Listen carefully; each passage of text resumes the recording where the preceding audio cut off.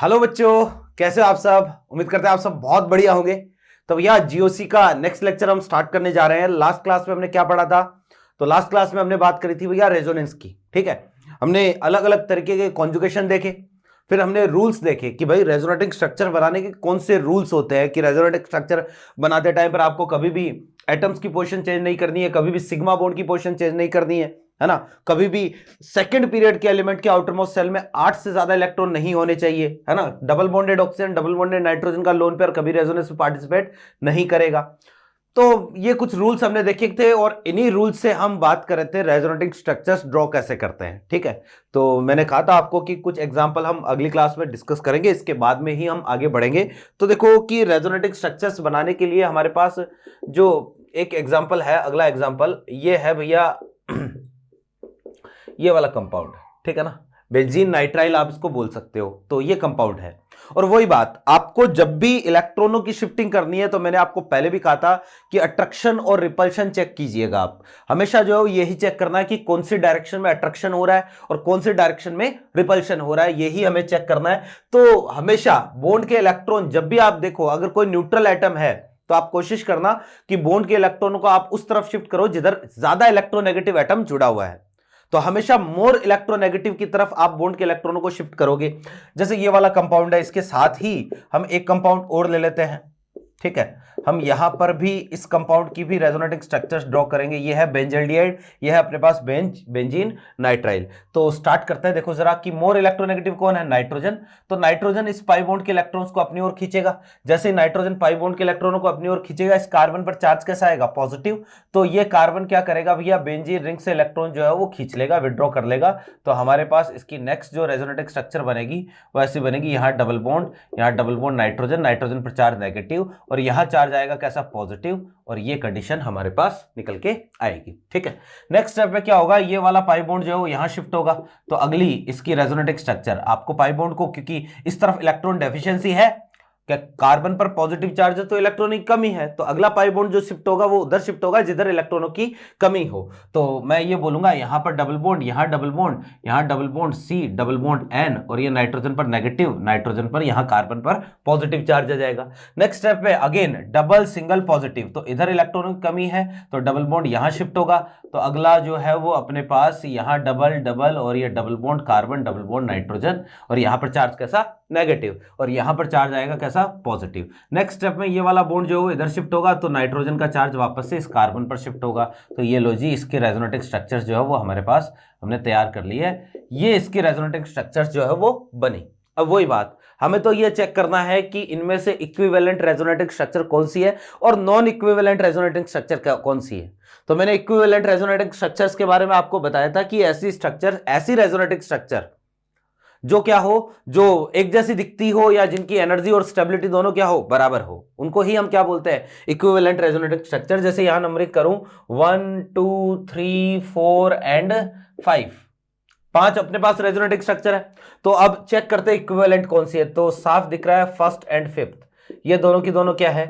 Equivalent resonating structure है। इसके अलावा देखो भैया जी सेकंड और फोर्थ, देखो दोनों एक जैसी है ना, दोनों में सेम डिस्टेंस पर पॉजिटिव नेगेटिव चार्ज है, दोनों में नाइट्रोजन पर नेगेटिव है, कार्बन पर दोनों में पॉजिटिव है, नाइट्रोजन और कार्बन के बीच की डिस्टेंस भी क्या है? सेम ही है। तो फिर सेकंड और जो है वो अपने पास फोर्थ, ये दोनों भी क्या है? Equivalent resonating structure. और थर्ड वाली जो है वो सबसे अलग होगी। आप चाहो तो इन सबको मिला के मॉलिक्यूल की रियल स्ट्रक्चर भी बना सकते हो, जिसको हमने क्या बोला था? रेजोनेंस हाइब्रिड बोला था।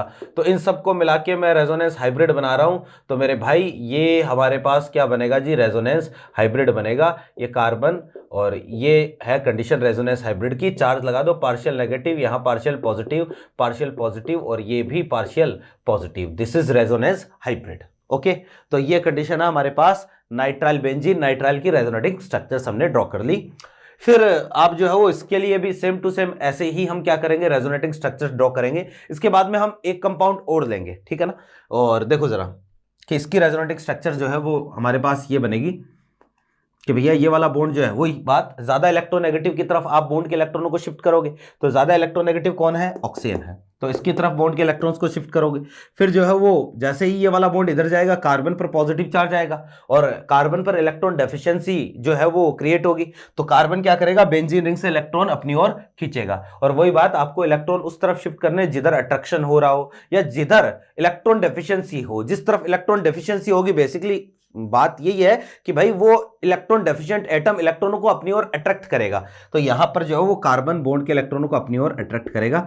तो इसकी फर्स्ट जो रेजोनेटिंग स्ट्रक्चर बनेगी, यहां चार्ज आएगा पॉजिटिव, ये डबल बॉन्ड कार्बन हाइड्रोजन, और ये चार्ज आ गया ऑक्सीजन पर कैसा, नेगेटिव। ठीक है, फिर नेक्स्ट स्टेप में क्या होगा, ये वाला बॉन्ड इधर, तो बाकी की resonating structure same to same ऊपर वाले के जैसी ही बनेगी। यहां डबल बॉन्ड, ये सी, ऑक्सीजन पर चार्ज नेगेटिव। फिर नेक्स्ट स्टेप में क्या होगा, ये वाला बॉन्ड यहां, तो पॉजिटिव चार्ज ऊपर वाले कार्बन पर चला जाएगा, यहां पॉजिटिव आ जाएगा, ये डबल बॉन्ड सी एच, और ये ऑक्सीजन पर नेगेटिव। नेक्स्ट स्टेप में ये वाला बॉन्ड जैसे ही यहां आएगा, कार्बन पर पॉजिटिव चार्ज आएगा, तो ये वाला ऑक्सीजन कार्बन और ऑक्सीजन के बीच में डबल बॉन्ड बना लेगा, ये वाला जो नेगेटिव चार्ज है वो। ठीक है, तो नेक्स्ट इसकी रेजोनेटिंग स्ट्रक्चर ये लो जी। और वही बात, अगर सबको मिला के आपको रेजोनेंस हाइब्रिड बनाना हो, तो रेजोनेंस हाइब्रिड जो है उसका ये वाला बनेगा, ये इसका क्या है, रेजोनेंस हाइब्रिड है। चाहो तो चार्ज भी लगा दो, पार्शियल नेगेटिव, यहां पर आएगा पार्शियल पॉजिटिव, ये पार्शियल पॉजिटिव और ये भी पार्शियल पॉजिटिव, ये हमारे पास क्या आ गया, चार्ज आ गया। ठीक है, और इनमें से जो इक्विवेलेंट कौन सी है, पहली और पांचवी इक्विवेलेंट है, और ऐसे ही दूसरी और चौथी, ये दोनों भी स्ट्रक्चर्स कैसी है, इक्विवेलेंट स्ट्रक्चर्स है। ठीक है, तो ये हुई भैया अपने पास रेजोनेटिंग स्ट्रक्चर्स, है ना। हम एक काम करते हैं, एक कंपाउंड है, इसके लिए रेजोनेटिंग स्ट्रक्चर बनाते हैं। ठीक है, ये कंपाउंड है अपने पास, हालांकि कल हमने फ्यूरेन की रेजोनेटिंग स्ट्रक्चर देखी थी। ठीक है, ये बिल्कुल वैसा ही कंपाउंड है, this compound is known as pyrrole. ठीक है, इसको हम क्या बोलते हैं, पायरोल बोलते हैं। और भैया यहां से पायरोल से जो है वो एक बार क्वेश्चन भी आया हुआ है एग्जाम में, नीट पे क्वेश्चन आया हुआ है। ठीक है, अभी देखो क्वेश्चन क्या था वो हम समझेंगे। ठीक है, तो पायरोल जो है इसकी रेजोनेटिंग स्ट्रक्चर हम बनाते हैं। तो भैया देखो वही बात है कि अगर लोन पेयर आ जाए तो आपको लोन पेयर से ही स्टार्टिंग करनी है। अगर नेगेटिव चार्ज आए, लोन पेयर आए, तो स्टार्टिंग कहां से होगी, लोन पेयर या नेगेटिव चार्ज की शिफ्टिंग से होगी।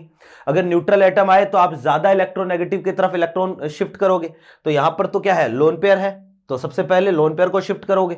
किस डायरेक्शन में शिफ्ट करोगे, जिस डायरेक्शन में कॉन्जुगेशन होगा उस डायरेक्शन में शिफ्ट करोगे। तो यहां लोन पेयर सिंगल डबल, इस डायरेक्शन में कॉन्जुगेशन है तो इधर ही शिफ्ट करेंगे। जैसे ही लोन पेयर इधर आएगा, ये वाले बॉन्ड के इलेक्ट्रॉन कहां जाएंगे, कार्बन पर। तो हमारे पास इसकी जो रेजोनेटिंग स्ट्रक्चर बनेगी ये वाली बनेगी, यहां डबल बॉन्ड, ये H, ये पॉजिटिव चार्ज, ये नेगेटिव चार्ज, और यहां डबल बॉन्ड। ठीक है, फिर डबल सिंगल नेगेटिव, तो ये वाला नेगेटिव यहां, और ये वाला जो है वो चार्ज यहां पर आएगा, और हमारे पास ये इसकी स्ट्रक्चर बनेगी। ठीक है, फिर नेक्स्ट स्टेप में क्या होगा, अब देखो देखने पर ये लग रहा है कि ये नेगेटिव जो है यहां आएगा और यहां पर बॉन्ड बन जाएगा, तो भैया ये पॉसिबल नहीं है। ऐसी कंडीशन मैंने आपको फ्यूरेन में भी बताई थी, क्या फ्यूरेन में भी सेम टू सेम ऐसी कंडीशन आई थी एक, कि यार अगली रेजोनेटिंग स्ट्रक्चर इसकी ये बना देते हैं। ये कैसे भी पॉसिबल नहीं है, नॉट एक्सेप्टेबल, है ना। क्यों एक्सेप्टेबल नहीं है ये आप बताओगे, देखो जरा कि दिस इज नॉट एक्सेप्टेबल। अब यार ये क्यों नहीं बन सकती, तो आप देखो नाइट्रोजन के आउटर मोस्ट सेल में कितने इलेक्ट्रॉन हो गए, यहां मेरे भाई नाइट्रोजन के आउटर मोस्ट सेल में इलेक्ट्रॉन हो गए कितने, 10 इलेक्ट्रॉन हो गए, और ये 10 इलेक्ट्रॉन जो है नाइट्रोजन के पास पॉसिबल नहीं है। नाइट्रोजन कभी भी अपने आउटर मोस्ट सेल में 8 से ज्यादा इलेक्ट्रॉन रख ही नहीं सकता है, तो ये नाइट्रोजन के आउटर मोस्ट सेल में क्योंकि 8 से ज्यादा इलेक्ट्रॉन नहीं हो सकते और यहां 10 हो रहे हैं, तो इसलिए ये रेजोनेटिंग स्ट्रक्चर एक्सेप्टेबल नहीं है ना। नेक्स्ट जो अपने पास है, अगले स्टेप में क्या होगा, जैसे ये वाला बॉन्ड यहां आएगा वैसे ही अगला पाई बॉन्ड जो है अगले कार्बन पर शिफ्ट होगा, तो अगली इसकी रेजोनेटिंग स्ट्रक्चर ऐसी बनेगी, ये नाइट्रोजन, ये H, अब डबल बॉन्ड इधर, नाइट्रोजन का लोन पेयर अभी भी इसको वापस नहीं मिला है, तो नाइट्रोजन पर अभी भी पॉजिटिव चार्ज ही रहेगा। ध्यान रखना कि अगर कभी कोवैलेंसी नॉर्मल कोवैलेंसी से ज्यादा हो जाए तो पॉजिटिव चार्ज आता है, अगर कोवैलेंसी नॉर्मल कोवैलेंसी से कम हो जाए तो नेगेटिव चार्ज आएगा। जैसे एग्जांपल के लिए हमारे पास कंडीशन ऐसी है, नाइट्रोजन जो है ना इस पर 3 बॉन्ड होते हैं, इसकी कोवैलेंसी कितनी 3 होती है जनरली, लेकिन अगर मान लो कहीं पर 4 आ जाए ऐसी, तो नाइट्रोजन पर चार्ज कैसा, पॉजिटिव। जैसे ऑक्सीजन है, ऑक्सीजन जो है वो डबल बॉन्ड से जुड़ता है, या तो ऐसे या फिर ऐसे। कई बार कंडीशन ऐसी आएगी ऑक्सीजन पर 3 बॉन्ड हो गए तो ऑक्सीजन पर चार्ज कैसा आ जाएगा, पॉजिटिव आ जाएगा। लेकिन अगर कोवेलेंसी अगर नॉर्मल कोवेलेंसी से कम हो, जनरल कोवेलेंसी से कम हो, तो वहां चार्ज नेगेटिव आता है। नाइट्रोजन जो है वो 3 बॉन्ड से जुड़ता है, ये तो जनरल है। लेकिन अगर कहीं पर ऐसी कंडीशन आ जाए, मान लो N है ना, तो यहां चार्ज आ जाएगा कैसा, नेगेटिव। जैसे ऑक्सीजन जो है ना डबल बॉन्ड से जुड़ता है, लेकिन कहीं पर अगर ऐसी कंडीशन आ जाए तो चार्ज कैसा आ जाएगा, पॉजिटिव। तो जब कोवेलेंसी जनरल कोवेलेंसी से ज्यादा हो जाए तो चार्ज पॉजिटिव आता है, जब कोवेलेंसी जनरल कोवेलेंसी से कम हो जाए तो चार्ज जो है वो कैसा आएगा, नेगेटिव आएगा। नेक्स्ट स्टेप में देखो जरा क्या होगा, इसको कंप्लीट करते हैं पहले हम। यहां देखिएगा कि भाई नेक्स्ट स्टेप में ये वाला बॉन्ड यहां शिफ्ट हुआ और यहां पर पाई बॉन्ड ऐसे है, तो ये यहां जाएगा तो ये अगले कार्बन पर शिफ्ट होगा बॉन्ड। तो हमारे पास अगली इसकी रेजोनेटिक स्ट्रक्चर ये वाली बनेगी। यहां पर जो है वो पॉजिटिव और ये है, ठीक है। फिर नेक्स्ट स्टेप में क्या होगा कि ये वाला बॉन्ड यहां, तो ये वाला जो है वो अब नाइट्रोजन पर शिफ्ट होगा। तो नाइट्रोजन पर शिफ्ट होगा तो NH और ये कंडीशन आएगी, ये लो जी, ठीक है। अब ये हमारे पास जो है वो पायरोल की रेजोनेटिक स्ट्रक्चर्स है।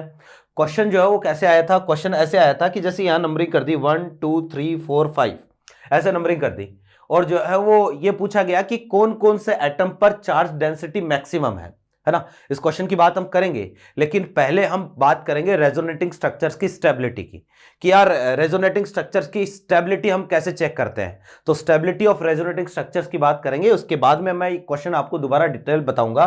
तो अभी के लिए जो है वो अगर हम इससे रेजोनेंस हाइब्रिड बनाएंगे तो इसका रेजोनेंस हाइब्रिड जो है वो कुछ यूं आएगा। ये इसका resonance hybrid negative negative negative, ये नेगेटिव है ना, हर कार्बन पर नेगेटिव चार्ज होगा, और यहां नाइट्रोजन पर चार्ज कैसा होगा, पॉजिटिव होगा। ये है भैया रेजोनेटिंग स्ट्रक्चर बनाने के तरीके। आपको केवल और केवल क्या करने हैं, पाई बॉन्ड के इलेक्ट्रॉनों की शिफ्टिंग करनी है और कुछ नहीं करना है, ठीक है। तो उम्मीद करते हैं अब आप किसी भी कंपाउंड की रेजोनेटिंग स्ट्रक्चर जो है बहुत ही आसानी से बना लोगे, ठीक है। आसानी से बन जाती है वैसे रेजोनेटिंग स्ट्रक्चर्स में, कोई दिक्कत नहीं आती है कहीं पर भी, ठीक है। थोड़ा सा हम आगे बढ़ते हैं। तो नेक्स्ट जो है ना, वैसे तो हमें रेजोनेटिंग स्ट्रक्चर की स्टेबिलिटी के पॉइंट पढ़ने हैं, लेकिन भाई वो सारे पॉइंट पढ़ने से पहले इंपॉर्टेंट चीज है एक कि एरोमेटिसिटी क्या होती है, ठीक है। कि आपने सुना होगा compound is aromatic, non aromatic, या कंपाउंड एंटी एरोमेटिक है, ठीक है। तो ये एरोमेटिक कंपाउंड क्या होते हैं हमें ये समझना है, क्योंकि देखो एरोमेटिसिटी से हम, ये जो टॉपिक है ना एरोमेटिसिटी वाला, इस टॉपिक से हम रेजोनेटिंग स्ट्रक्चर्स की स्टेबिलिटी जो है वो चेक कर सकते हैं, तो वहां पर भी काम में आएगा। तो पहले तो हमें ये पता तो होना ही चाहिए ना कि कौन सा कंपाउंड एरोमेटिक है, कौन सा नॉन एरोमेटिक और कौन सा एंटी एरोमेटिक है, ठीक है। देखो जी, नेक्स्ट जो पॉइंट है ना अपना वो यही है, एरोमेटिसिटी। एरोमेटिसिटी, ठीक है। यहां हम बात करेंगे कि एरोमेटिक कंपाउंड जो है वो क्या होते हैं। तो भैया देखो जरा कि एरोमेटिसिटी अगर हमें समझना है तो आप एक छोटा सा क्लासिफिकेशन है, क्लासिफिकेशन ऑफ ऑर्गेनिक कंपाउंड, ये थोड़ा सा हमें समझना पड़ेगा, ऑर्गेनिक कंपाउंड, ठीक है। हालांकि वैसे तो जो है वो आप ये क्लासिफिकेशन जो है वो चैप्टर जब ऑर्गेनिक जब स्टार्ट करते हैं तभी जो है वो हम बता देते हैं, लेकिन यहां पर हम ये टॉपिक पढ़ रहे हैं तो एक बार दोबारा हम देख लेते हैं। देखो जो ऑर्गेनिक कंपाउंड होते हैं ना, ये हम इनको दो तरीके से क्लासिफाई कर सकते हैं, है ना। एक तो होते हैं साइक्लिक कंपाउंड, साइक्लिक कंपाउंड्स, ठीक है। दूसरे होते हैं नॉन साइक्लिक, नॉन साइक्लिक, या इनको ओपन चेन कंपाउंड भी बोलते हैं, ओपन चेन कंपाउंड, या इनको एसाइक्लिक कंपाउंड भी बोलते हैं, एसाइक्लिक कंपाउंड, ठीक है। तो जैसा कि नाम से पता चल रहा है कि यार जो साइक्लिक कंपाउंड हो गए, यहां पर क्या होगा ना कि जितने भी कार्बन की चेन है या जो भी कंपाउंड है वो पूरा एक रिंग के फॉर्म में होगा। यहां पर जो है वो ओपन चेन होगी, कार्बन की ओपन चेन होगी, या जो भी चेन है अपने पास, जो भी कंपाउंड है वो एक ओपन स्ट्रक्चर के फॉर्म में होगा, ठीक है। फिर जो साइक्लिक कंपाउंड होते हैं ये दो तरीके के होते हैं, हम उनकी बात नहीं करेंगे यहां पर, है ना। ये दो तरीके के होते हैं। एक तो होते हैं जिनको हम बोलते हैं होमोसाइक्लिक, ठीक है, दूसरे होते हैं हेट्रोसाइक्लिक, ठीक है। दो तरीके के हो गए, होमोसाइक्लिक और हेट्रोसाइक्लिक, ठीक है। या फिर जो है वो देखो, होमोसाइक्लिक का मतलब है कि भाई सारे के सारे एटम्स जितने भी अपने पास है, रिंग के जितने भी एटम है ना, वो सारे के सारे कैसे होंगे, एक ही जैसे होंगे। जैसे मान लो होमोसाइक्लिक में अगर हम देखें तो यहां पर होमोसाइक्लिक में जैसे अपने पास ये होमोसाइक्लिक कंपाउंड है, साइक्लोहेक्सेन हो गया, साइक्लोप्रोपेन है ना, बेंजीन भी एक साइक्लो होमोसाइक्लिक कंपाउंड है ना। तो सारे के सारे रिंग के एटम्स, मान लो कार्बन है, क्योंकि हम जनरली जो है वो हाइड्रोकार्बन की ही बात करते हैं, या हाइड्रोकार्बन के अलावा भी कोई हो सकता है, तो यहां पर सारे के सारे रिंग में सारे के सारे जितने भी एटम होंगे वो कार्बन होंगे। और हाइड्रोकार्बन के अलावा अगर हम बात करें, हम ऑर्गेनिक कंपाउंड की बात कर रहे हैं, तो अगर रिंग में कार्बन के अलावा कोई मेंबर आ जाए तो वहां पर कंपाउंड कैसा हो जाएगा, हेट्रोसाइक्लिक हो जाएगा। जैसे ये कंपाउंड है ना, इस कंपाउंड का नाम क्या होता है, ऑक्सीरेन, दिस इज ऑक्सीरेन, ठीक है। और जैसे ये कंपाउंड आ गया, इसको हम ऑक्सीटेन बोलते हैं, ठीक है। ये हमारे पास टेट्राहाइड्रोफ्यूरेन है, ठीक है। ये सारे के सारे कंपाउंड कैसे हो गए, हेट्रोसाइक्लिक। ऑक्सीजन के अलावा और भी कोई एटम आ सकता है। फिर इसके बाद देखो जरा कि होमोसाइक्लिक जो है वो अगेन दो तरीके से आप इसको डिवाइड कर सकते हो। एक तो होता है एलिफेटिक, है ना, या इनको एलिसाइक्लिक, ठीक है। दूसरे जो है वो होते हैं एरोमेटिक। सेम टू सेम यहां पर भी आप इनको क्लासिफाई कर सकते हो। एक तो होते हैं भैया एलिसाइक्लिक, ठीक है, दूसरे होते हैं एरोमेटिक। अब देखना कि जो एलिसाइक्लिक कंपाउंड है, देखो एरोमेटिक कंपाउंड तो हमें पढ़ने ही पढ़ने हैं, है ना। यहां पर जो है वो, जैसे एग्जांपल की बात करें, होमोसाइक्लिक एरोमेटिक का एग्जांपल है बेंजीन, ये एक होमोसाइक्लिक एरोमेटिक है। जैसे हमारे पास ये एक कैटायन है, कार्बोकैटायन, इसको ट्रोपाइलियम कैटायन बोलते हैं। तो रिंग के सारे मेंबर कैसे हैं, एक जैसे हैं। जैसे हमारे पास नेफ्थलीन है, जैसे फिनेंथ्रीन है, जैसे एंथ्रासीन है, ये सारे के सारे होमोसाइक्लिक एरोमेटिक है ना। और हेट्रोसाइक्लिक एरोमेटिक में जैसे हमारे पास जो वो अभी हमने कंपाउंड देखा था, जैसे मान लो फ्यूरेन है, ये हेट्रोसाइक्लिक एरोमेटिक है। जैसे हमारे पास ये वाला कंपाउंड है, इसको क्या बोला था हमने, पायरोल बोला था, है ना। तो ये कंपाउंड, अच्छा नाम जो है ना मैं आगे आपको लिखवा दूंगा। जैसे हमारे पास थायोफीन है, ये कंपाउंड है, इसका नाम होता है थायोफीन, बीच में अगर सल्फर हो तो, है ना। जैसे पिरिडीन है, ये सारे के सारे हेट्रोसाइक्लिक। अब बात आती है यार एलिसाइक्लिक क्या होते हैं। तो एलिसाइक्लिक कंपाउंड ऐसे होते हैं जो एलिफेटिक भी होते हैं और साथ में साइक्लिक भी होते हैं, दोनों होंगे। तो एलिसाइक्लिक का मतलब होता है एलिफेटिक प्लस साइक्लिक, ठीक है। और ये भी एलिफेटिक प्लस साइक्लिक, ठीक है। तो ये हमारे पास कंडीशन है। और देखो जरा कि ये छोटा सा क्लासिफिकेशन है अपने पास ऑर्गेनिक कंपाउंड का। अब हमें तो जो है ना बात करनी है किसकी, एरोमेटिक की। एरोमेटिक कंपाउंड क्या होते हैं, देखो जी एक और क्लासिफिकेशन हम यहां पर देखेंगे, है ना। ये तो हो गया, एक और क्लासिफिकेशन हम यहां पर बात करने वाले हैं।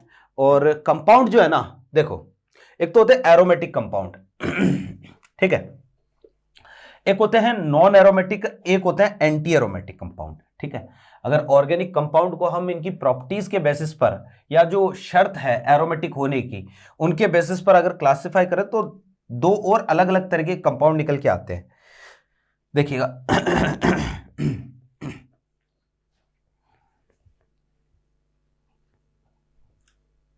ऐसा है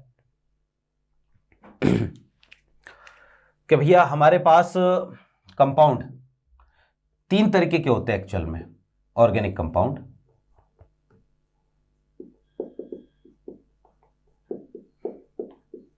ठीक है, और ये ही इंपॉर्टेंट है। जो पहले वाला क्लासिफिकेशन है, कई बार हालांकि क्वेश्चन पूछ लेता है, जैसे अगर नीट लेवल पर इजी क्वेश्चन पूछेगा तो क्लासिफाई करने के लिए बोल देगा कि तीन चार आपको एटम देगा, बोलेगा कि इनको जो है वो क्लासिफाई करो, है ना। तो यहां देखो जरा कि तीन अलग अलग तरीके का क्लासिफिकेशन और है। एक तो होता है नॉन एरोमेटिक, है ना, एक होता है एंटी एरोमेटिक, और एक होता है एरोमेटिक, जो अभी हमने देखा था ना एरोमेटिक कंपाउंड, है ना। अब ये एरोमेटिक कंपाउंड है क्या, समझना। एरोमेटिक जो वर्ड है ना, ये लिया गया भैया अरोमा से। तो पहले के टाइम पर जो है वो इतना ज्यादा एरोमेटिक कंपाउंड के बारे में नहीं पता था। तो एरोमा का मतलब होता है गंध, सुगंध, है ना, या ओडर, ठीक है, ये एरोमा का मतलब होता है। तो जितने भी एरोमेटिक कंपाउंड थे जो पहले के टाइम पर नोन थे, उनमें जो ये देखा जाता था कि उनकी एक स्पेसिफाइड उनकी गंध होती है, उनकी स्पेसिफाइड स्मेल होती है। तो उसी से जो बोला गया कि यार इसमें स्मेल आ रही है, इसमें एरोमा है, तो कंपाउंड इज एरोमेटिक। ठीक है, अब जैसे आप ये समझो बेंजीन, बेंजीन की अपने आप में एक कैरेक्टरिस्टिक स्मेल होती है। ठीक है, जैसे नेफ्थलीन, आपने जो अक्सर देखा होगा टॉयलेट में जो छोटी छोटी नेफ्थलीन बोल्स होती है ना, टॉयलेट वॉश बेसिन जो हाथ धोने का होता है ना, या इसके अलावा जो आप बाथरूम में देखते हो ओडोनिल वगैरह जो रखी होती है। ठीक है, ये सारे के सारे जो वो एरोमेटिक कंपाउंड होते हैं। ठीक है, अब यार देखो पेपर में अगर क्वेश्चन आए कि इनमें से 4 ऑप्शन दे दिया कौन सा कंपाउंड एरोमेटिक है, तो हम सूंघ के थोड़ी ना बताएंगे कौन सा एरोमेटिक है। हमें तो कंपाउंड की स्ट्रक्चर देख के, होता यह है कि कंपाउंड की स्ट्रक्चर में कुछ ऐसी प्रॉपर्टीज होती है जिनसे आपको पता चलेगा कंपाउंड इज एरोमेटिक और नॉन एरोमेटिक और एंटी एरोमेटिक। तो हमें तो बस वही प्रॉपर्टीज पढ़नी है कि कंपाउंड वास्तव में कैसा है, एरोमेटिक है कि नॉन एरोमेटिक है या एंटी एरोमेटिक है। ठीक है, तो देखो जरा स्टार्ट करते हैं। एक चीज मैं यहां पर क्लियर कर देता हूं कि कंपाउंड के एरोमेटिक और एंटी एरोमेटिक होने की सारी कंडीशन सिमिलर है। ठीक है, कि कंपाउंड एरोमेटिक होगा या एंटी एरोमेटिक, इनकी सारी कंडीशन सिमिलर है। लास्ट में एक कंडीशन जो आएगी ना वो अलग आएगी। ठीक है, लास्ट की कंडीशन जो हो क्या होगी, डिफरेंट होगी, बाकी सारी कंडीशन कैसी होगी, सिमिलर होगी। ठीक है, तो हम बात करते हैं एरोमेटिक। अच्छा, एक चीज और कि आपको जब भी कंपाउंड को चेक करना है कि कंपाउंड एरोमेटिक है या एंटी एरोमेटिक है या नॉन एरोमेटिक है, तो आप तो एरोमेटिक को चेक करो और एंटी एरोमेटिक को चेक करो। नॉन एरोमेटिक को चेक करने की जरूरत नहीं है, वो आपको पता चल जाएगा कि एरोमेटिक नहीं है, एंटी एरोमेटिक नहीं है, तो कंपाउंड पक्का कैसा हो गया, नॉन एरोमेटिक हो गया। ठीक है ना, तो अब देखो जरा स्टार्ट करते हैं कि क्या कंडीशन है इनकी, इनको हम कंपैरेटिवली पढ़ लेते हैं। ठीक है, तो यूं समझो कि भाई किसी भी कंपाउंड के एरोमेटिक होने के लिए सबसे पहली कंडीशन यही है कि compound should be cyclic. Compound should be cyclic. ठीक है, अभी हमने देखा था कि भाई साइक्लिक कंपाउंड है तो होमोसाइक्लिक हेट्रोसाइक्लिक होता है, तो कंपाउंड साइक्लिक होना चाहिए, भले ही वो होमोसाइक्लिक हो चाहे वो हेट्रोसाइक्लिक हो। कंपाउंड जो दोनों में से कोई भी हो सकता है, होमो भी हो सकता है, हेट्रो भी हो सकता है, उससे कोई फर्क नहीं पड़ेगा। एंटी एरोमेटिक में मैंने कहा ना कि इनकी सारी कंडीशन सिमिलर है। एंटी एरोमेटिक में भी हम बोलेंगे compound should be cyclic. Compound should be cyclic. ठीक है भैया, यहां पर भी कंपाउंड हमारा कैसा होना चाहिए, साइक्लिक होना चाहिए। फिर भैया नॉन एरोमेटिक अगर है तो कंपाउंड कैसा भी हो सकता है, साइक्लिक भी हो सकता है, नॉन साइक्लिक या एसाइक्लिक भी हो सकता है। तो कंपाउंड में बी साइक्लिक और एसाइक्लिक। ठीक है, कैसा भी हो सकता है, कोई फर्क नहीं पड़ता, हमें तो एरोमेटिक और एंटी एरोमेटिक ही चेक करना है। दूसरा जो पॉइंट है ना वो ये है compound should be planar. Compound should be planar. और यार प्लेनर कैसे चेक करें, कंपाउंड को प्लेनरिटी है या नहीं है कंपाउंड में, तो ध्यान रखना कि कंपाउंड का हर एक एटम या रिंग का हर एक मेंबर, पूरी रिंग का, मैंने कहा ना कि रिंग होगी अगर एरोमेटिक होगा तो रिंग का हर एक मेंबर जो है ना वो sp2 हाइब्रिडाइज होना चाहिए। तो मैं लिखूंगा each member of ring should be sp2 hybridize. ठीक है, तो भैया अगर ऐसा होता है, हर मेंबर जो है वो अगर sp2 हाइब्रिडाइज आ गया तो पक्का जो है वो कैसा हो जाएगा, ये प्लेनर तो हो ही जाएगा, है ना। फिर इधर देखना कि भाई सेम टू सेम कंडीशन यहां पर भी है, कंपाउंड कैसा होना चाहिए, प्लेनर होना चाहिए, हर मेंबर sp2 हाइब्रिडाइज होना चाहिए। तो ये कंडीशन सेम है दोनों में। फिर यहां आते हैं तो यहां पर हम बोलेंगे कंपाउंड कैसा भी हो सकता है, प्लेनर भी हो सकता है, नॉन प्लेनर भी हो सकता है। कंपाउंड में बी प्लेनर और नॉन प्लेनर। ठीक है, कंपाउंड कैसा भी हो सकता है, प्लेनर भी हो सकता है, नॉन प्लेनर भी हो सकता है, कैसा भी हो सकता है। जनरली जो है कंपाउंड आपको दिख जाएगा नॉन प्लेनर होगा, नॉन एरोमेटिक में, हालांकि चेक करने की आवश्यकता नहीं पड़ेगी, चेक तो हमें 2 ही करने हैं, है ना। फिर नेक्स्ट जो है वो अपने पास में ये है कि there should be cyclic conjugation in compound. ठीक है, कि यार पूरे कंपाउंड में जो है ना साइक्लिक कॉन्जुगेशन होगा, कि रिंग है तो पूरे कंपाउंड में conjugation, double single double single double single ऐसे करके पूरे कंपाउंड में जो है वो क्या होगा, कॉन्जुगेशन होगा, है ना, पूरी रिंग में कॉन्जुगेशन होगा। ठीक है, यहां पर देखो ये वाली कंडीशन जो है वो यहां पर क्या है, सेम है। एंटी एरोमेटिक में भी जो है पूरे कंपाउंड में साइक्लिक कॉन्जुगेशन होगा, डबल सिंगल पूरे कंपाउंड में चलेगा। यहां इनकम्प्लीट कॉन्जुगेशन होगा, इनकम्प्लीट साइक्लिक कॉन्जुगेशन या इनकम्प्लीट कॉन्जुगेशन, ठीक है, या लीनियर कॉन्जुगेशन भी हम बोल सकते हैं। यहां लीनियर कॉन्जुगेशन होगा, पूरी रिंग में कॉन्जुगेशन नहीं होगा। ये जो है ना 3 तरह का कॉन्जुगेशन होता है, अभी आगे बताऊंगा। एक तो होता है क्रॉस कॉन्जुगेशन, एक होता है अपने पास साइक्लिक कॉन्जुगेशन, एक होता है लीनियर कॉन्जुगेशन, है ना। तो ये हम अभी एरोमेटिक्स पढ़ने के बाद में आगे इसको डिस्कस कर लेंगे।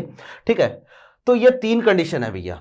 अब जो चौथी कंडीशन है वो ही अलग है एंटी एरोमेटिक और एरोमेटिक में। ठीक है, और ये कंडीशन ये है कि कंपाउंड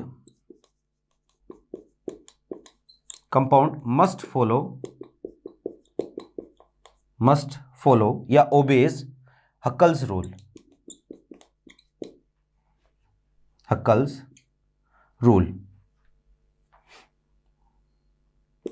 ठीक है भैया जी, कंपाउंड जो है वो हक्कल्स रूल को फॉलो करना चाहिए।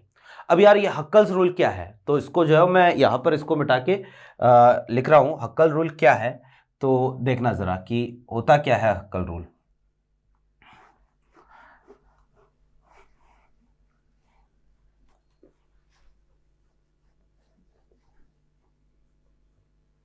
हाँ जी, देखो यार कि कंपाउंड जो है वो हक्कल रूल को फॉलो करना चाहिए, और हक्कल रूल होता यह है कि there should be 4n+2 pi electron in compound. ठीक है, क्या भैया जी कंपाउंड में 4n+2 पाई इलेक्ट्रॉन होनी चाहिए कॉन्जुगेशन में।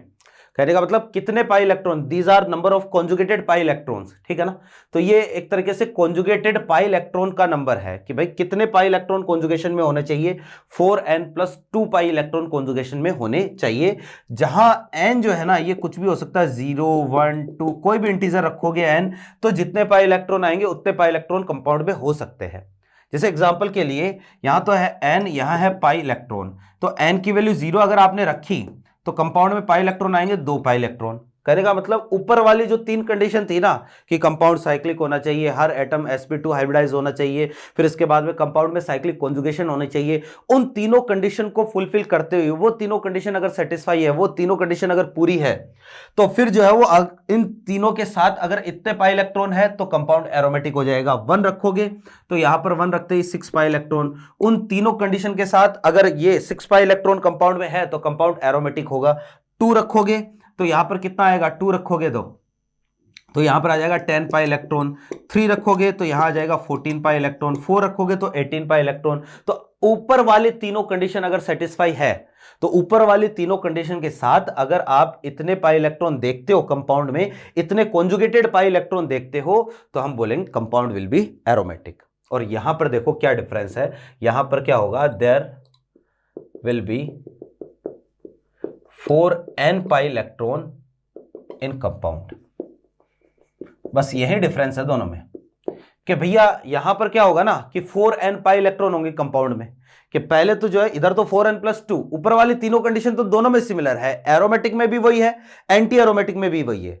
बस यहां पर जो है वो क्या होगा कि भाई एंटी एरोमेटिक में 4n पाई इलेक्ट्रॉन होंगे। तो आप ये देखो कि यहां n की वैल्यू जो है ना 1 2 3 4 5 कुछ भी हो सकती है, 0 नहीं होगा, क्योंकि 0 अगर आ गया तो 0 पाई इलेक्ट्रॉन आ जाएंगे, और 0 पाई इलेक्ट्रॉन का मतलब उसमें कॉन्जुगेशन ही नहीं है, पाई इलेक्ट्रॉन है ही नहीं, तो कॉन्जुगेशन नहीं है तो कंपाउंड कैसा है, नॉन एरोमेटिक। तो यहाँ n की वैल्यू 1 2 3 होगी। तो यहाँ पर देखना जरा कि n है, यहाँ है पाई इलेक्ट्रॉन, जैसे n की वैल्यू अगर आपने 1 रख दी तो कितने 4 पाई इलेक्ट्रॉन, n की वैल्यू 2 रख दी तो यहाँ पर 8 पाई इलेक्ट्रॉन, n की वैल्यू 3 रख दी तो यहाँ 12 पाई इलेक्ट्रॉन आ जाएगा। ये आगे से आगे चलता जाएगा कि यार ऊपर वाली सारी कंडीशन अगर फुलफिल है और ऊपर वाली सारी कंडीशन फुलफिल होने के साथ अगर इतने पाई इलेक्ट्रॉन है तो एरोमेटिक, ऊपर वाली तीनों कंडीशन फुलफिल है और अगर इतने पाई इलेक्ट्रॉन है तो कंपाउंड जो है वो कैसा, एरोमेटिक, और इतने इलेक्ट्रॉन है तो कंपाउंड एंटी एरोमेटिक। ठीक है, नॉन एरोमेटिक में ऐसा कोई लफड़ा नहीं है, क्योंकि यहां पर जो है वो इन तीनों पॉइंट से ही पता चल जाएगा कि यार इनकम्प्लीट कॉन्जुगेशन है तो ये जो है नॉन एरोमेटिक होगा, नॉन प्लेनर कंपाउंड आ गया नॉन एरोमेटिक होगा, कंपाउंड जो साइक्लिक नहीं है ओपन चेन कंपाउंड है तो भी कैसा होगा, नॉन एरोमेटिक होगा। क्लियर है बात, ये हमारे पास कंडीशन है किसी भी कंपाउंड के एरोमेटिक और एंटी एरोमेटिक होने की। अब हम एक एक करके जो है वो यहां से हम एग्जांपल से बात अपनी स्टार्ट करते हैं। देखो जरा, क्योंकि क्वेश्चन तो जो है वो यही आएगा ना कि कौन सा कंपाउंड एरोमेटिक है कौन सा एरोमेटिक नहीं है ना, तो क्वेश्चन बहुत ही ज़्यादा इंपॉर्टेंट है और क्वेश्चन करने के लिए क्वेश्चन प्रैक्टिस बहुत ज़रूरी है। एक एक एग्जांपल की बात करेंगे, है ना। आपको मैं कुछ एग्जांपल लिख के दूंगा, उनमें आपको यही सारी कंडीशंस चेक करनी है कि कौन सा कंपाउंड एरोमेटिक होगा कौन सा एरोमेटिक नहीं होगा।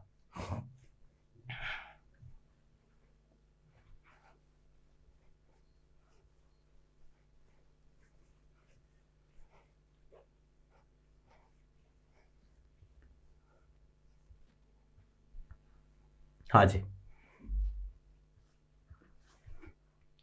देखो जी, हम अपनी बात स्टार्ट करेंगे एक छोटे से एग्जांपल से। जैसे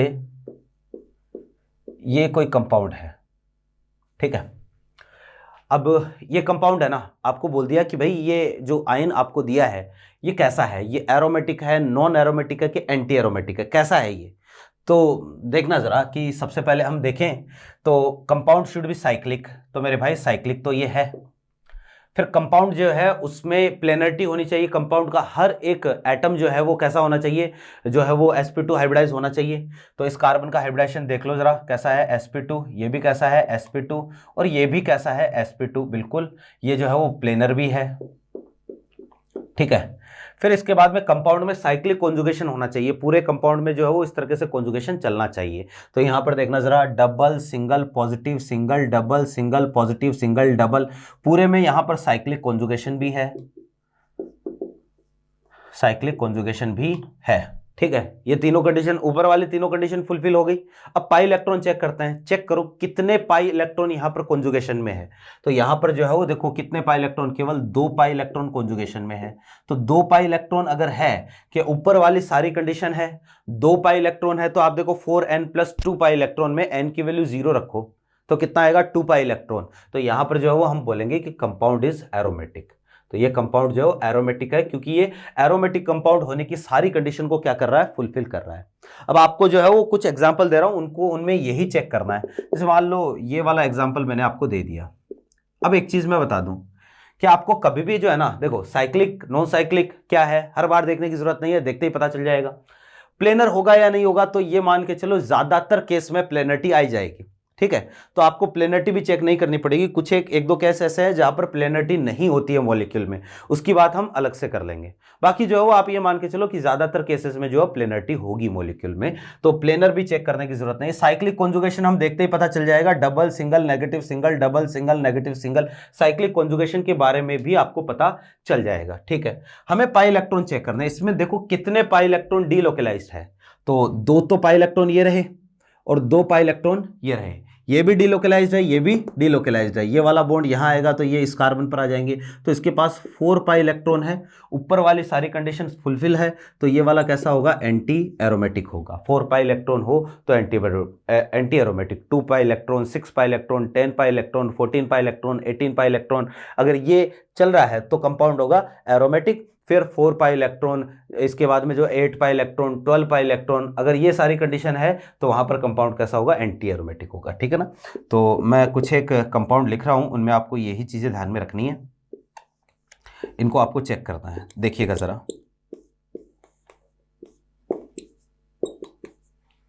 ठीक है,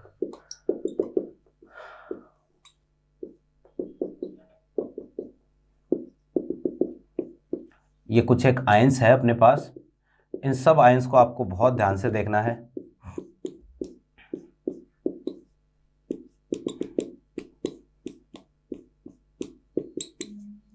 इनको चेक करो कि आयन कैसा होगा,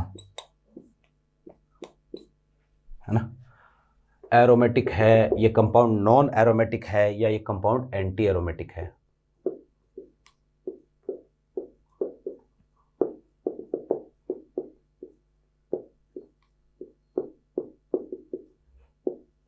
अच्छा, एक चीज और, ये सारे के सारे कंपाउंड जो है मान लो एरोमेटिक है या एंटी एरोमेटिक है, कैसा भी है ना, तो अब ये होमोसाइक्लिक है या हेट्रोसाइक्लिक है? आप ये देखो कि इन सब जितने भी अपने कंपाउंड हमने बनाए हैं ना, इन सब कंपाउंड में जो रिंग है उसमें केवल और केवल कौन है? कार्बन ही है। तो कार्बन ही है तो या तो ये होमोसाइक्लिक है, मतलब कार्बन ही है, तो ये सारे के सारे क्या है? होमोसाइक्लिक। क्वेश्चन कई बार ऐसा भी आ सकता है कि इनमें से कौन सा होमोसाइक्लिक एरोमेटिक है, कौन सा हेट्रोसाइक्लिक एरोमेटिक है, क्वेश्चन ऐसा भी पूछ सकता है ना। जैसे कि ये कंपाउंड अपने पास है ना, इन सब में आपको चेक करना है कि कंपाउंड इज एरोमेटिक और कंपाउंड इज नॉन एरोमेटिक और एंटी एरोमेटिक।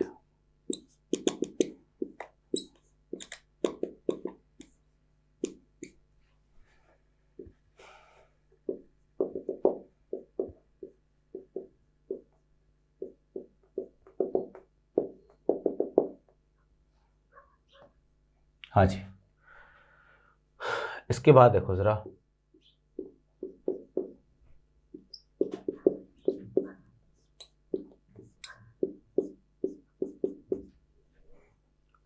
ठीक है, चलो एक एक करके हम स्टार्ट करते हैं, है ना। सारे कंपाउंड देखते हैं कि कौन सा एरोमेटिक है, कौन सा एरोमेटिक नहीं है। सबसे पहले इसमें देखते हैं भैया जी, देखो साइक्लिक है, पूरे कंपाउंड में double single double single double single cyclic conjugation भी है, हर एक एटम sp2 हाइब्रिडाइज भी है। तो यहाँ पर जो पाई इलेक्ट्रॉन कितने? 4 पाई इलेक्ट्रॉन होने के साथ ये कैसा होगा? ये होगा एंटी एरोमेटिक होगा, ठीक है। यहाँ पर चेक करो, double single positive single negative single double single, पूरे में साइक्लिक कॉन्जुगेशन है ना। सारे के सारे sp2 है। आप कहोगे सर ये वाला तो sp3 होगा, है ना, क्योंकि इस पर तो नेगेटिव चार्ज है, यानी लोन पेयर है। भैया मैंने आपको ये पहले ही बताया था, कल की क्लास में भी बताया था कि भैया जी जो नेगेटिव चार्ज या जो लोन पेयर कॉन्जुगेशन में पार्टिसिपेट कर रहा होता है उसको हम हाइब्रिडाइजेशन डिटर्मिनेशन में शामिल नहीं करते हैं। तो ये सारे के सारे sp2 है, 4 पाई इलेक्ट्रॉन इसके पास हो जाएंगे। देखो 2 तो यहाँ हो गए, 2 यहाँ हो गए, ये भी तो पाई बॉन्ड बनाएगा, तो ये भी कैसा है? ये है एंटी एरोमेटिक, ठीक है। फिर यहां पर देखो जरा कि ये वाला कंपाउंड है, double single positive single double single, इसमें कॉन्जुगेशन है। आप कहोगे कि sir positive single bond positive, ये भी कॉन्जुगेशन की कंडीशन है क्या? यहां पर पाई बॉन्ड कैसे बनेगा? भैया पॉजिटिव सिंगल बॉन्ड पॉजिटिव ये कॉन्जुगेशन नहीं है, लेकिन positive single bond double bond ये कॉन्जुगेशन है, इसमें रेजोनेंस चलेगा। देखो इसकी रेजोनेटिक स्ट्रक्चर भी मैं साथ में ड्रॉ करूंगा कि भाई ये पॉजिटिव चार्ज है, इलेक्ट्रॉन डेफिशिएंट है। अभी मैंने कहा था कि आपको इलेक्ट्रॉन किस तरफ शिफ्ट करने हैं? जिस तरफ इलेक्ट्रॉनों की कमी होती हो। तो ये वाले बॉन्ड के इलेक्ट्रॉन इधर शिफ्ट होंगे, तो जैसे ही इधर शिफ्ट होंगे ना, तो हमारे पास ये इसकी रेजोनेटिक स्ट्रक्चर बनेगी। फिर यहाँ इलेक्ट्रॉन डेफिशिएंसी है, तो ये वाले बॉन्ड के इलेक्ट्रॉन इधर शिफ्ट हो जाएंगे, तो इसकी अगली रेजोनेटिक स्ट्रक्चर जो है वो हमारे पास ऐसी बनेगी, है ना, ये वाले। और देखो सारे के सारे इक्विवेलेंट रेजोनेटिक स्ट्रक्चर्स ही है। इस तरीके से इसमें कॉन्जुगेशन चलेगा। कितने पाई इलेक्ट्रॉन है इसके पास? इसके पास 2 पाई इलेक्ट्रॉन है, साइक्लिक कॉन्जुगेशन भी है, कंपाउंड भी साइक्लिक है, हर एक एटम कंपाउंड का या रिंग का हर एक मेंबर जो है वो sp2 हाइब्रिडाइज भी है, यानी प्लेनर भी है, तो कंपाउंड विल बी एरोमेटिक। ये कंपाउंड कैसा होगा? एरोमेटिक होगा, ठीक है। यहां पर देखना जरा, सेम टू सेम कंडीशन है कि negative single bond double bond, ये नेगेटिव चार्ज यहां, तो पाई बॉन्ड यहां इस कार्बन पर शिफ्ट आएगा, यहां नेगेटिव हो जाएगा, ऐसे आगे से आगे रेजोनेंस चलेगा। तो इसके पास देखो कितने पाई बॉन्ड है, कितने पाई इलेक्ट्रॉन? 2 2 4 2 6, 6 पाई इलेक्ट्रॉन है, पूरे में साइक्लिक कॉन्जुगेशन है, कंपाउंड विल बी एरोमेटिक, ठीक है। अच्छा एक चीज और कि ये वाला कंपाउंड है ना, इसको हम ऐसे भी लिख सकते हैं, देखना जरा, कंपाउंड ऐसा भी लिखा हुआ मिल सकता है आपको। ये पाई बॉन्ड पूरी रिंग में घूमेगा, तो पाई बॉन्ड पूरी रिंग में घूम रहा है, पूरा चार्ज कितना है टोटल? -1 तो टोटल -2। इस कंपाउंड को ऐसे भी लिख के दे सकता है, ठीक है। फिर देखो ये वाला कंपाउंड है ना, इसको ऐसे भी लिख के दे सकता है।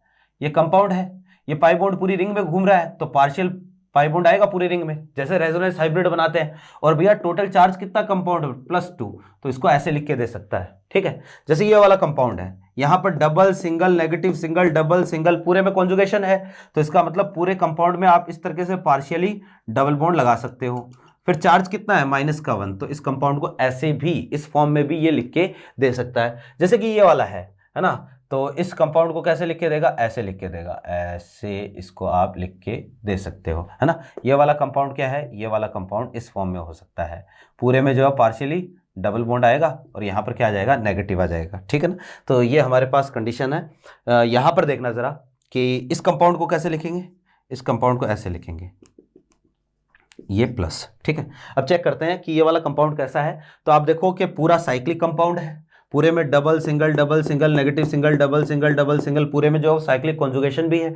और भैया जी इसके अलावा इसके पास 6 पाई इलेक्ट्रॉन है, तो ऊपर वाली सारी कंडीशन फुलफिल है, तो ये कैसा होगा, ये एरोमेटिक कंपाउंड होगा। इसको देखना जरा, double single positive single double, है ना। तो ये कंपाउंड भी कैसा है, ये कंपाउंड एंटी एरोमेटिक होगा क्योंकि इसके पास केवल 4 पाई इलेक्ट्रॉन है, तो कंपाउंड इज एंटी एरोमेटिक, ये एंटी एरोमेटिक कंपाउंड है, ठीक है।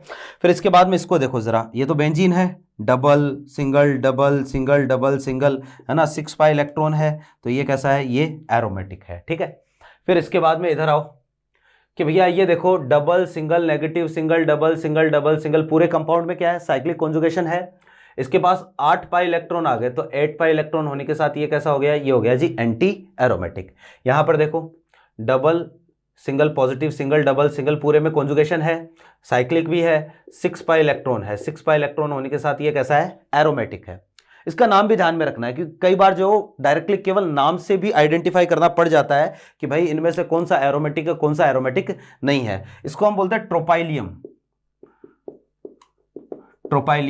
केटाइन, ठीक है, ये इसका नाम होता है। इसको आप एनाइन बोल सकते हो, ट्रोपाइलियम एनाइन। जैसे ये हमारे पास है भैया, इसका नाम 5 कार्बन है ना, तो साइक्लो, रिंग के लिए साइक्लो, 5 कार्बन के लिए क्या लगाऊंगा, पेंट, और जो है वो 2 डबल बॉन्ड है तो पेंटा, साइक्लो पेंटा, फिर जो है इसको 1,3 डाई इनिल केटाइन, है ना, या एनाइन है तो एनाइन, ये इसका नाम हो जाएगा, ठीक है ना। इसका हो जाएगा साइक्लो पेंटा डाई इनिल, और ये हो जाएगा क्या, केटाइन, ठीक है ना। ये बेंजीन है ये। अब इसका नाम देखो कि ये है, इसका नाम होता है पायरोल, इसका नाम होता है फ्यूरेन, इसका नाम होता है थायोफीन, ठीक है। इसको तो जानते ही हो, पायरिडीन, ठीक है। तो ये इनके नाम है।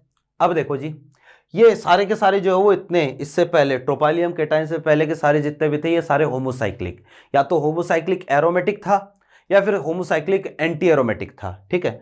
अब आते हैं इस पर, तो मुझे बताओ, देखो पायरोल है तो साइक्लिक है, पहले तो पूरा साइक्लिक है। मैंने कहा था एरोमेटिक या एंटी एरोमेटिक के लिए कंपाउंड साइक्लिक हो सकता है या फिर साइक्लिक में होमो भी हो सकता है, हेट्रो भी हो सकता है, उससे कोई फर्क नहीं पड़ने वाला है। तो double single lone pair single double पूरे में कॉन्जुगेशन भी आ रहा है, ठीक है। पाई इलेक्ट्रॉन देखो 2 4 और ये 6 पाई इलेक्ट्रॉन है जो डीलोकेलाइज्ड है, तो इसका मतलब ये कैसा है, एरोमेटिक। तो ये कंपाउंड एक हेट्रोसाइक्लिक एरोमेटिक कंपाउंड है, ठीक है। इसको चेक करते हैं, ये क्या है, ये फ्यूरान है। तो फ्यूरान में देखो जरा कितने पाई इलेक्ट्रॉन है, पहले तो साइक्लिक होना चाहिए, बिल्कुल साइक्लिक का पूरा compound, conjugation double single lone pair single.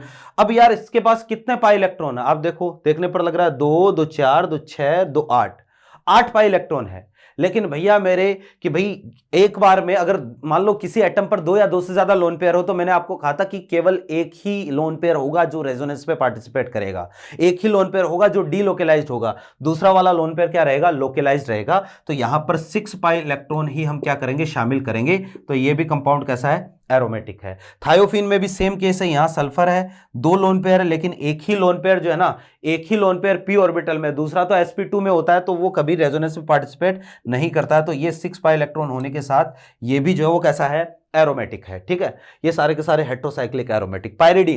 Pyridine में देखो कितने जो है वो अपने पास लोन पेयर जो है डीलोकेलाइज होंगे, कितने पाई इलेक्ट्रॉन है, 2 2 4 2 6।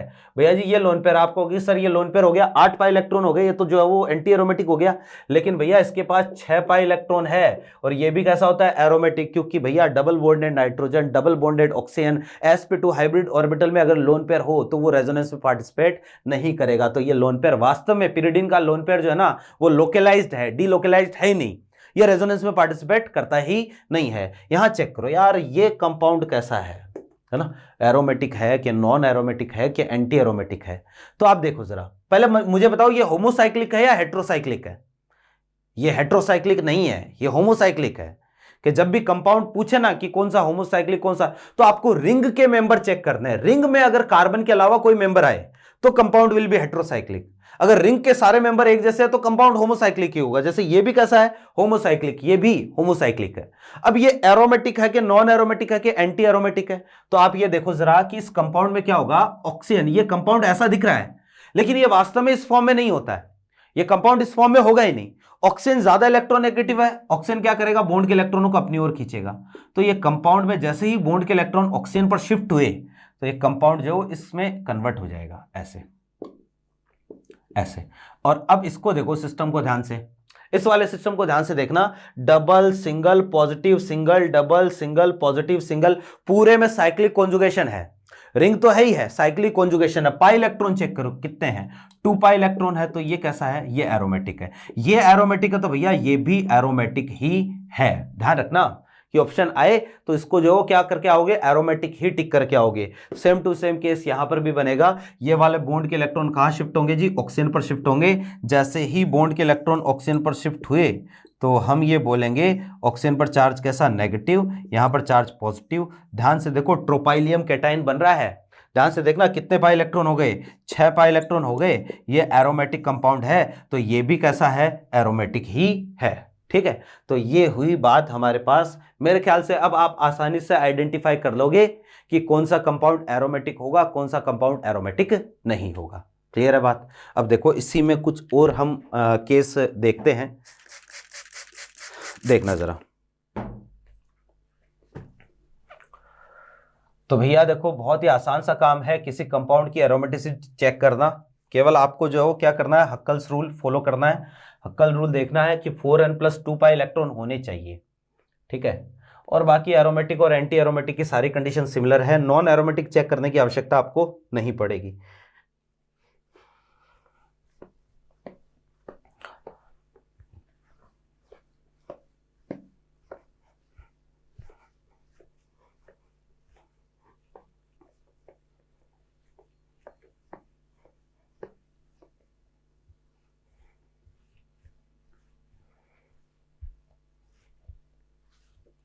हाँ जी, देखो कि भैया बात ऐसी है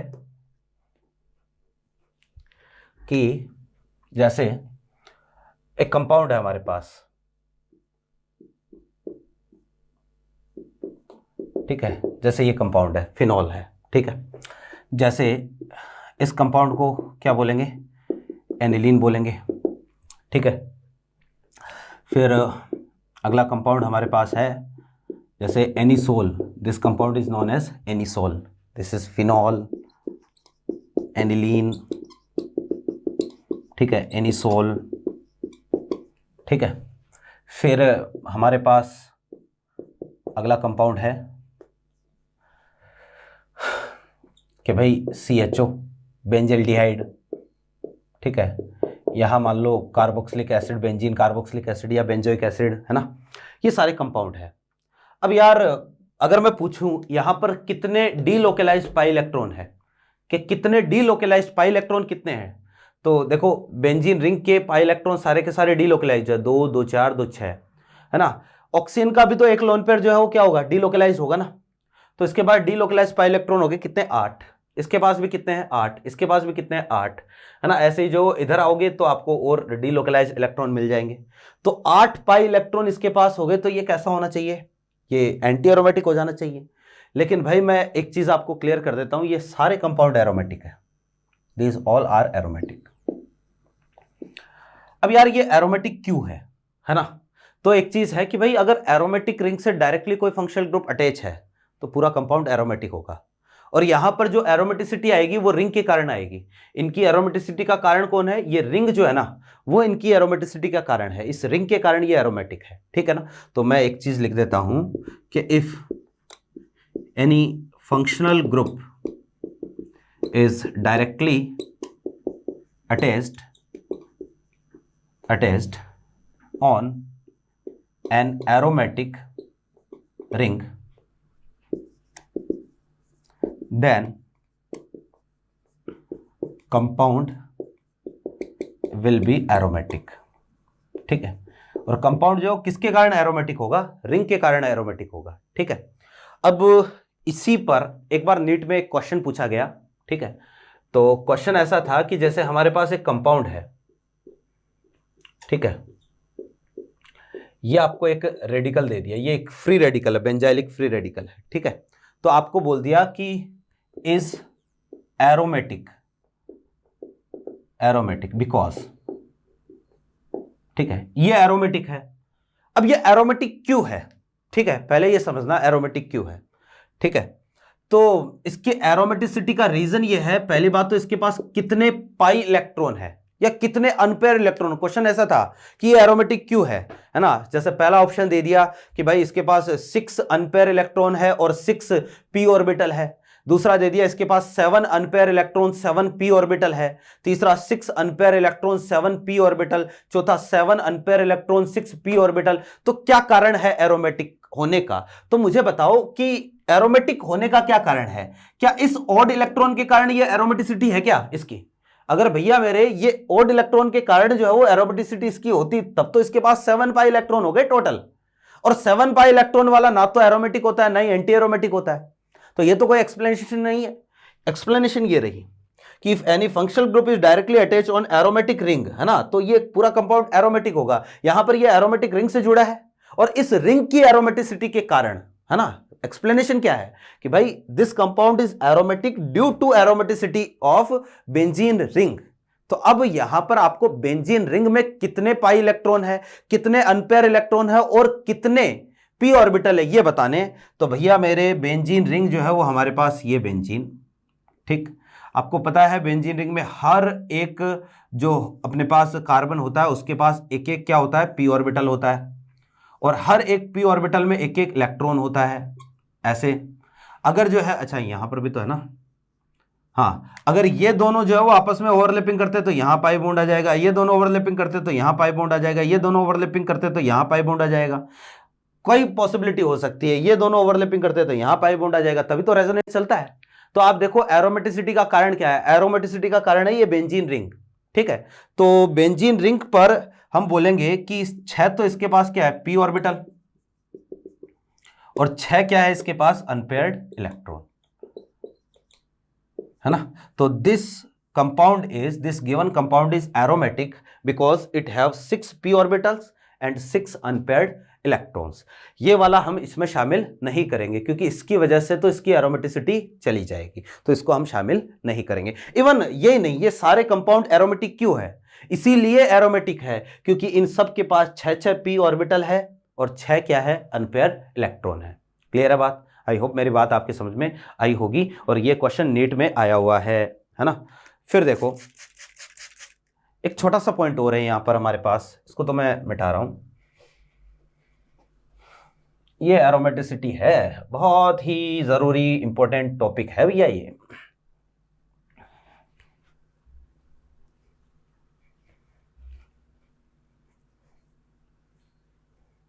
देखो वैसे तो ये जो टॉपिक है ना एरोमेटिसिटी का, ये बहुत ही ब्रॉड टॉपिक है ना, लेकिन नीट जेई में जितना आता है हम वहां तक डिस्कस करेंगे, है ना। और इससे जो है वो आपको ना तो नीट के किसी सवाल में दिक्कत आएगी, ना ही जेई के, इवन जेई एडवांस लेवल तक जो है वो कोई दिक्कत नहीं आएगी, क्योंकि एरोमेटिसिटी से जो क्वेश्चन पूछेंगे वो सारे हम यहाँ पर जो है वो कवर कर रहे हैं। तो ये देखो कि नेक्स्ट पॉइंट जो है ना, एक छोटा सा पॉइंट है, एंड विच इज एनुलिन्स,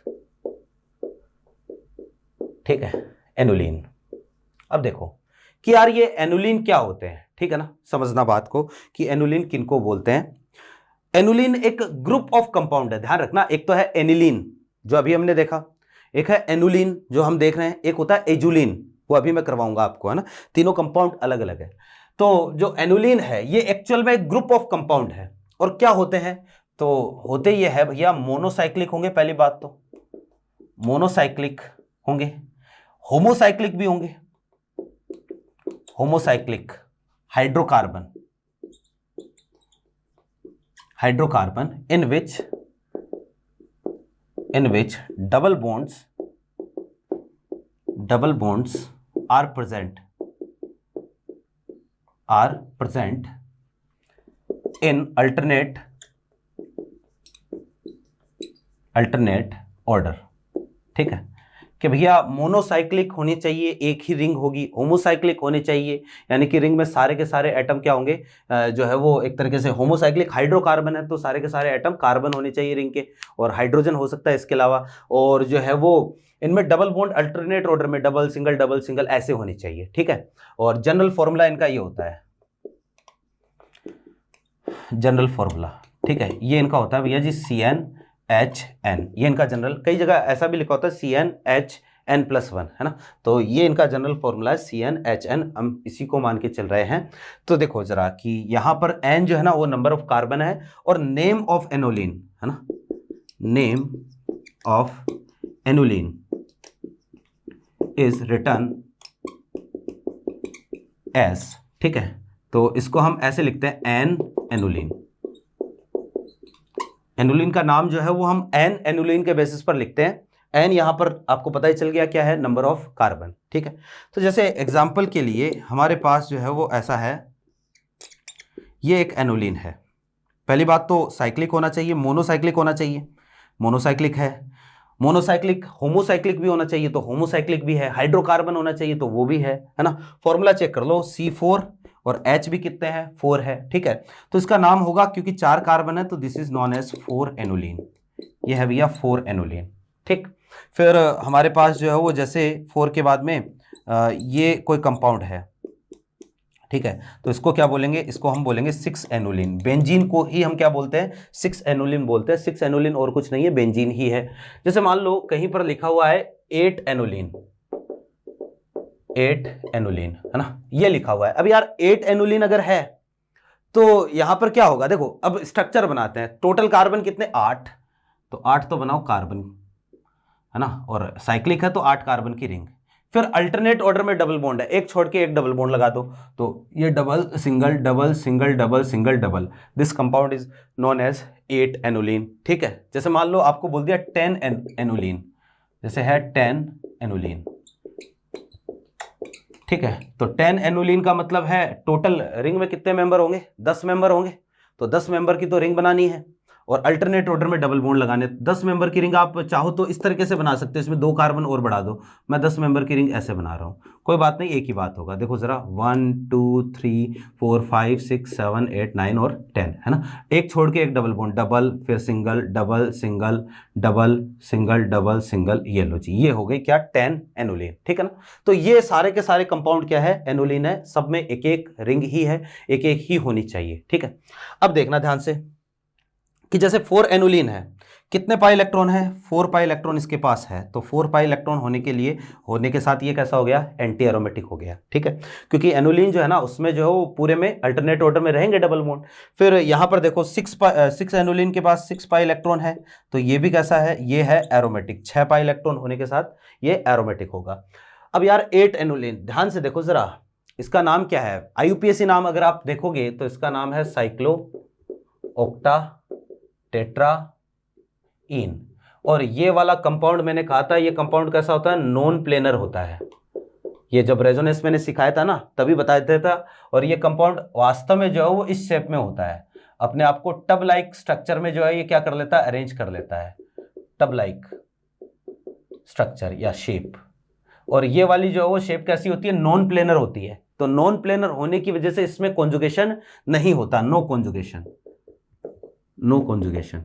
और भैया जी अगर इसमें कॉन्जुगेशन नहीं होगा, इसमें कोई कॉन्जुगेशन नहीं है और कॉन्जुगेशन नहीं है तो यहां पर जो है ये कैसा है, ये है भैया नॉन एरोमेटिक। ध्यान रखना, जो अपने पास एक तरीके से जो 8 एनोलिन है ये नॉन एरोमेटिक होता है, ठीक है ना। नॉन एरोमेटिक क्यों है, क्योंकि नॉन प्लेनर है, इसमें कोई कॉन्जुगेशन नहीं है, तो इसलिए ये कैसा है, ये नॉन एरोमेटिक है। देखने पर लगेगा कि यार double single total 8 pi electron anti aromatic होना चाहिए, लेकिन ये वास्तव में कैसा होता है, नॉन एरोमेटिक होता है।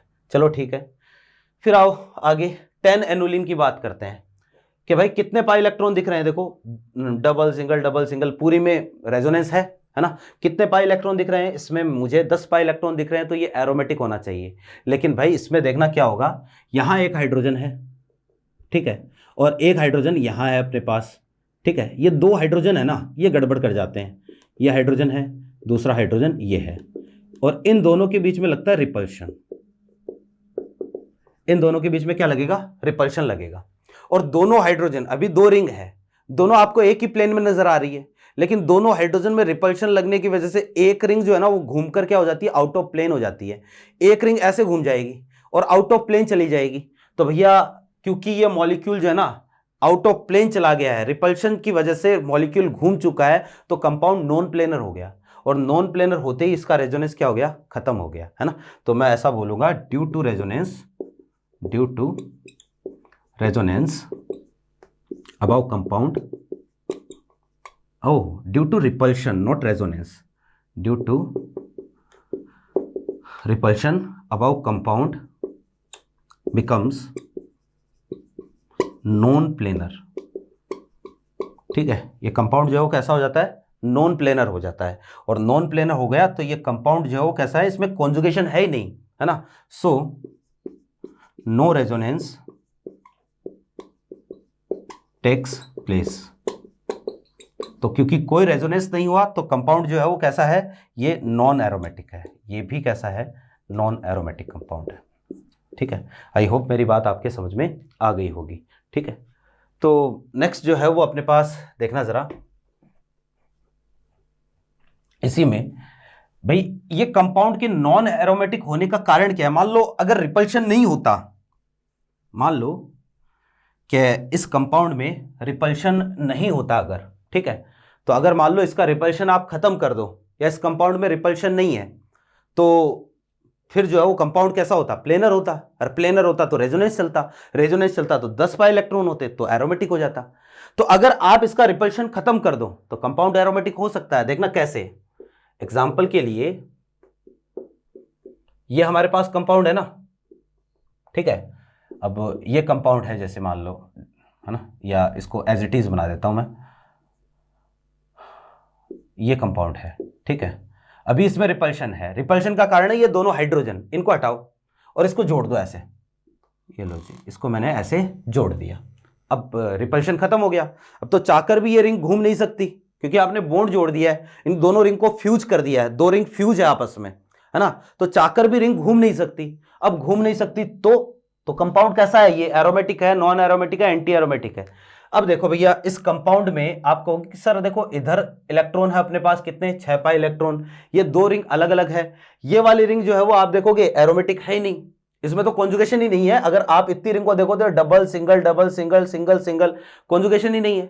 भैया एक चीज मैं बता देता हूं, जो हक्कल्स रूल होता है ना वो पेरीफेरी के लिए लागू होता है, केवल पेरीफेरी पर लागू होता है। तो इसमें जब रेजोनेंस चलेगा तो पेरीफेरी के जो है वो अलोंग चलेगा, ऐसे कि भाई ये वाला बॉन्ड यहां शिफ्ट होगा, इसमें ये बॉन्ड यहां शिफ्ट होगा, ये वाला इधर शिफ्ट होगा, ये वाला इधर शिफ्ट होगा और ये वाला बॉन्ड इधर शिफ्ट होगा। तो इसमें पेरीफेरी के अलोंग जो है ना वो रेजोनेंस चल रहा है, तो इसलिए हक्कल रूल भी हम पेरीफेरी पर ही लगाएंगे। 10 पाई इलेक्ट्रॉन होने के साथ ये कंपाउंड कैसा हो चुका है, एरोमेटिक हो चुका। आपने इसका रिपल्शन क्या कर दिया, खत्म कर दिया। क्लियर है बात। और इसका नाम जो है वो तुम्हें पता ही है, this compound is known as naphthalene. ठीक है, ये नेफ्थेलीन होता है। ठीक है, ऐसे ही हमारे पास अगर मान लो यही कंपाउंड ऐसा होता, अच्छा अब ये नेफ्थेलीन है, अब ये एनुलिन नहीं है। एनुलिन तो कैसा होगा, monocyclic, this is not annulene, है ना, ये अलग कंपाउंड है। एनुलिन नहीं बोल सकते अब इसको, है ना, कि जैसे ये कंपाउंड है अपने पास, मान लो यहां पर ऑक्सीजन भी लगा दिया तुमने तो भी कोई दिक्कत नहीं है, ऑक्सीजन लगा दिया तो भी हमारा जो कंपाउंड है ना आप देखो कि एरोमेटिक ही रहेगा, क्योंकि ये ऑक्सीजन का लोन पेयर है, ये रेजोनेंस में पार्टिसिपेट नहीं करेगा। इसमें रेजोनेंस बिल्कुल पेरिफेरी के अलोंग ही चलेगा, रेजोनेंस ऐसे ही चलेगा, ये वाला इधर, ये वाला बॉन्ड इधर, ये इधर, ये इधर। ऑक्सीजन के लोन पेयर जो है वो रेजोनेंस में पार्टिसिपेट नहीं करेंगे, क्योंकि वास्तव में ये तो एक बाइसाइक्लो कंपाउंड है और ऑक्सीजन का लोन पेयर तो अबाउ द प्लेन है। हमारे पास दो रिंग तो प्लेन में है और ऑक्सीजन जो वो इस तरीके से है, इस तरीके से, तो ऑक्सीजन यहां है अबाउ द प्लेन, तो ऑक्सीजन का प्लेन अलग है, इसलिए ऑक्सीजन के लोन पेयर रेजोनेंस में पार्टिसिपेट नहीं करेंगे। तो मैं बोलूंगा यहां पर जो हो टोटल अपने पास कितने पाई इलेक्ट्रॉन है, वही 10 पाई इलेक्ट्रॉन होने के साथ ये भी कैसा हो गया, ये भी एरोमेटिक है ना। 3 रिंग फ्यूज कर दे तो भी आपको ये करना है। जैसे मान लो हमारे पास ये कंडीशन आ गई, 3 रिंग इसने फ्यूज करके दे दी।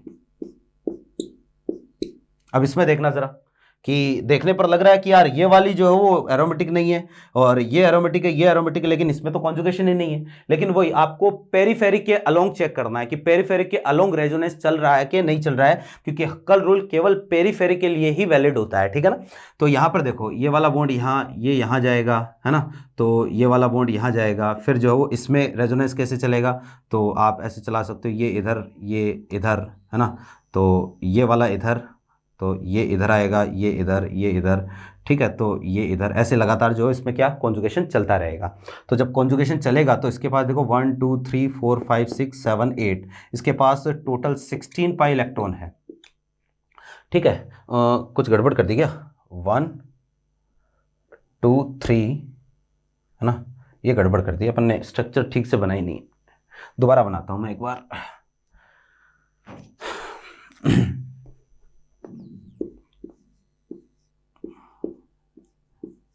ये कंपाउंड है अपने पास, है ना,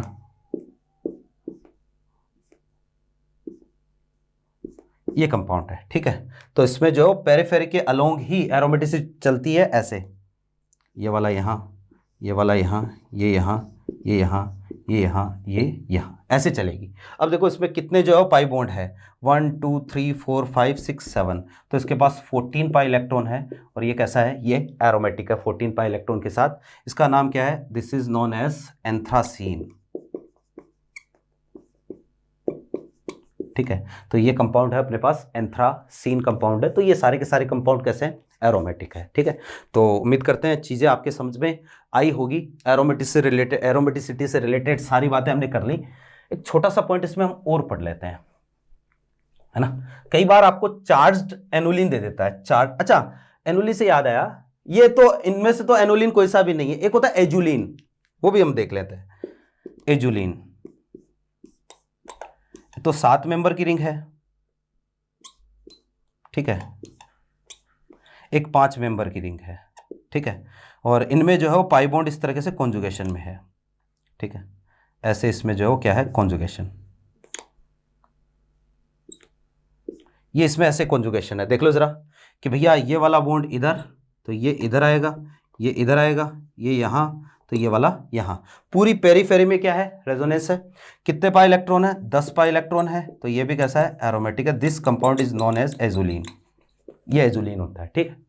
अब देखो कि एजुलिन देख लिया, एनिलिन हमें पता ही है, एक हो गया अपने पास एनुलिन, तो मैं बात कर रहा था चार्ज्ड एनुलिन, है ना। तो next point is case of charged annulene, ठीक है। देखो जी कि चार्ज्ड एनुलिन क्या होती है, आपको CnHn और यहां पर कोई चार्ज दे देगा ऊपर, मान लो चार्ज इज -x, है ना, या ऐसा भी दे सकता है CnHn और यहां पर चार्ज है कितना, +x, इस तरीके की कंडीशन आपको दे देगा, है ना। और आपको पूछेगा कि ये कंपाउंड एरोमेटिक है या नॉन एरोमेटिक है या एंटी एरोमेटिक है। देखो नॉन एरोमेटिक होने का तो सवाल ही नहीं होगा, या तो एरोमेटिक होगा या एंटी एरोमेटिक होगा, ठीक है। और यूं समझना कि, अच्छा एक चीज और छोड़ो, यहां इसको थोड़ा सा और इजी कर देता हूं कि कंपाउंड जो है ना, इसकी एरोमेटिसिटी आप कैसे चेक करोगे। तो एरोमेटिसिटी चेक करने के लिए आपको क्या चाहिए, इसमें पाई बॉन्ड चाहिए, है ना, कि भाई कितने पाई इलेक्ट्रॉन है। अगर हमें यह पता चल जाए तो पता चल गया कि कंपाउंड एरोमेटिक है कि कैसा है, ठीक है ना। अब ये कैसे चेक करेंगे, तो फॉर्मूला आपको दिया होगा और फॉर्मूले से आपको पाई इलेक्ट्रॉन बताने होंगे, है ना। देखो जरा, अब देखो कि भैया एनुलिन में हमें यह तो पता है कि जो भी पाई इलेक्ट्रॉन होंगे वो क्या होंगे, अल्टरनेट ऑर्डर में होंगे, ठीक है। और अगर अल्टरनेट ऑर्डर में होंगे तो डायरेक्टली आपको क्या करना है, total number of delocalised pi electron check करते हैं कि यार इसमें डीलोकलाइज्ड पाई इलेक्ट्रॉन कितने हैं। तो ये निकालने का तरीका ये होता है, देखो जरा कि total number of delocalised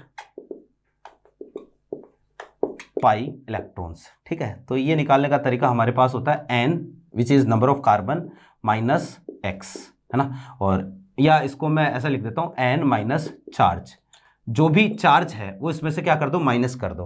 plus भी हो सकता है, माइनस भी हो सकता है, आपको केवल इतना चेक करना है। अच्छा अगर मान लो चार्ज माइनस है तो यहां पर -x लिख दो, -x लिखूंगा तो माइनस माइनस प्लस हो जाएगा, यहां पर प्लस है तो वो n में से क्या हो जाएगा, माइनस हो जाएगा। जैसे एग्जाम्पल की बात करते हैं, C4H4 आपको दे दिया +2, एक एग्जाम्पल दे दिया C4 H4 - 2। जैसे एग्जांपल दे दिया आपको C14 H14 - 4।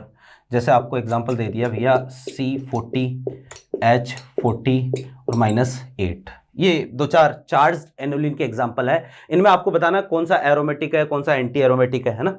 तो क्योंकि जो है वो अपने पास डबल बॉन्ड क्या होते हैं, एक तरीके से कॉन्जुगेशन में होते हैं, तो कितने डबल बॉन्ड कॉन्जुगेशन में, कितने पाई इलेक्ट्रॉन कॉन्जुगेशन में, ये बताना है। जैसे यहां पर पाई इलेक्ट्रॉन चेक करते हैं तो n की वैल्यू तो 4 माइनस और ये आ जाएगा कितना +2, तो कितने 2 पाई इलेक्ट्रॉन। और भैया 2 पाई इलेक्ट्रॉन है तो ये कैसा होगा, ये एरोमेटिक होगा। क्लियर है बात। यहाँ चेक करते हैं तो डीलोकलाइज्ड पाई इलेक्ट्रॉन 4 -2, तो ये आ जाएगा कितना 6 पाई इलेक्ट्रॉन। 6 पाई इलेक्ट्रॉन होने के साथ ये भी कैसा है, ये भी एरोमेटिक है, ये भी एरोमेटिक है। यहाँ पर चेक कर देते हैं तो डीलोकलाइज्ड पाई इलेक्ट्रॉन 14 -4, तो ये कितना है 18 पाई इलेक्ट्रॉन है।